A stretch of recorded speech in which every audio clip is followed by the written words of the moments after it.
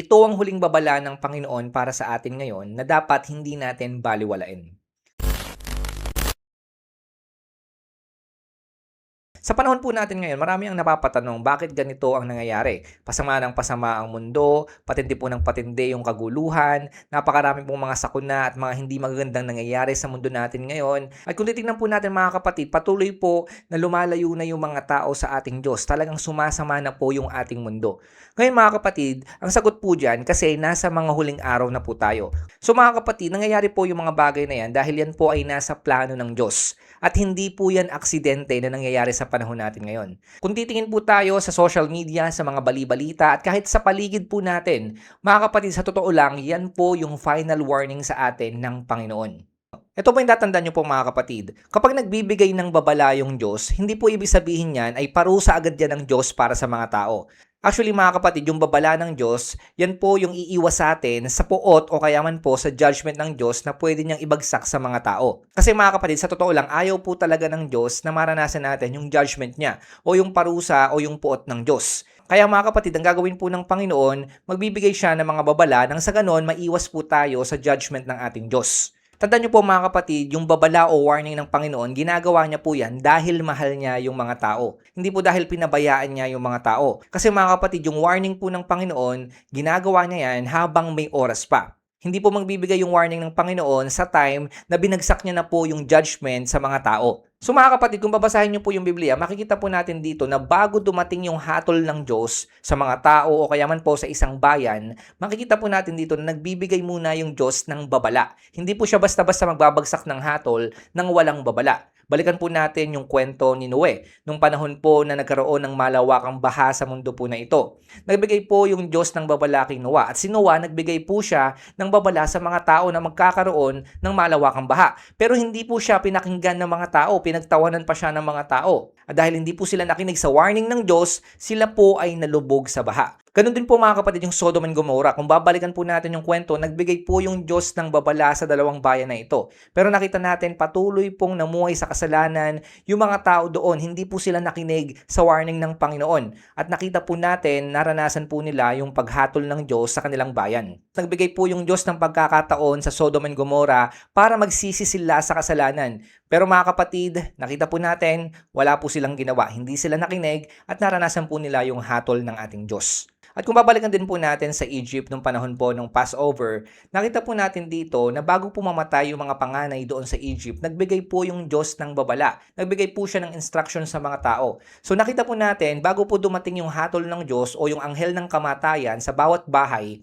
nakita po natin na yung Diyos po nagbigay po siya ng babala. Nagbigay po siya ng warning na kapag hindi kayo naglagay ng dugo dyan sa mga pintuan nyo, mamamatay ang mga panganay. So nakita natin, may mga nakinig sa warning ng Panginoon at merong mga tao na hindi po nakinig doon. Ngayon mga kapatid, sa mga hindi nakinig sa warning ng Panginoon, nakita po natin pumasok ang kapahamakan sa kanila. Pumasok yung hatol ng Diyos sa kanilang tahanan. So mga kapatid, sa panahon po natin ngayon, hindi po nagbabago yung Diyos. Ang Diyos po natin, siya po yung kahapon, ngayon, at magpakailanman. So kung paano po nagbibigay yung Diyos ng warning noon bago dumating yung hatol, ganoon din po sa panahon natin ngayon, hindi po yan nagbabago. Nagbibigay pa rin po yung Diyos natin ngayon ng babala para sa ating lahat kasi paparating na po yung hatol. Ano ba yung hatol na sinasabi ko? Yan po yung Great Tribulation. Mararanasan ng mundo yung impyerno sa mundo na ito pagdating ng tribulation period. At yan po yung hatol ng Diyos sa mundo na ito na hindi natin magugustuhan.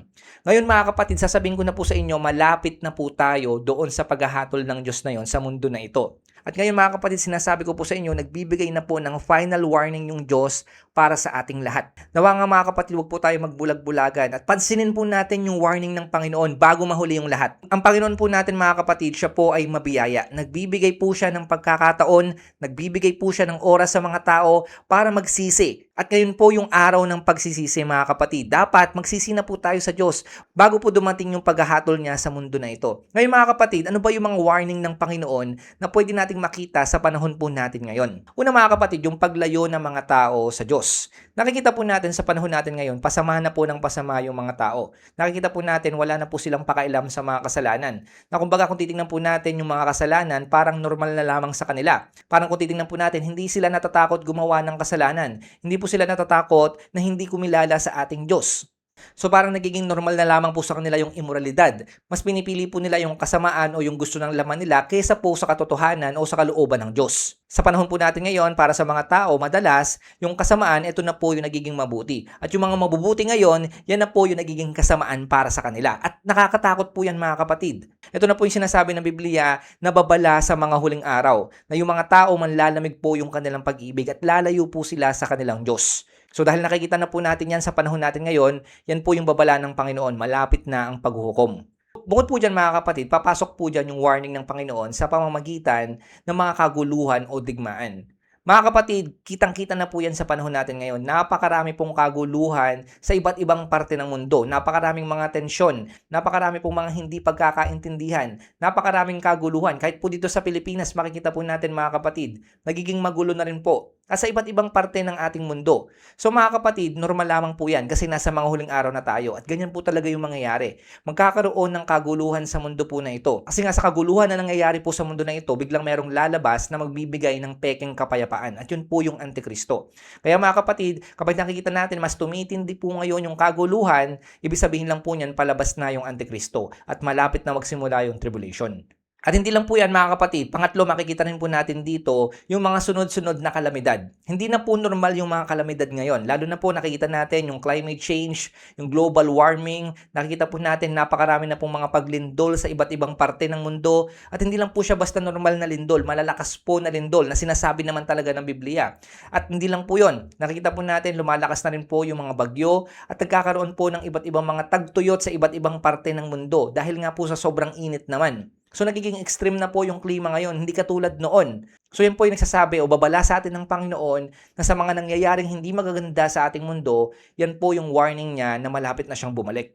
So kung titignan po natin mga kapatid, napakarami pa pong mga warning na pinapakita yung Panginoon para paalalahanan po tayo na malapit na po ang pagbabalik niya at malapit na rin po yung paghuhukom niya sa mundo na ito. Pero mga kapatid, overall, alam niyo po ba, ang pinaka-warning talaga ng Panginoon para sa atin, hindi lang po ngayon, actually kahit noon, ang gusto lang naman mangyari ng Panginoon, magsisi na yung mga taong makasalanan bago pa mahuli ang lahat.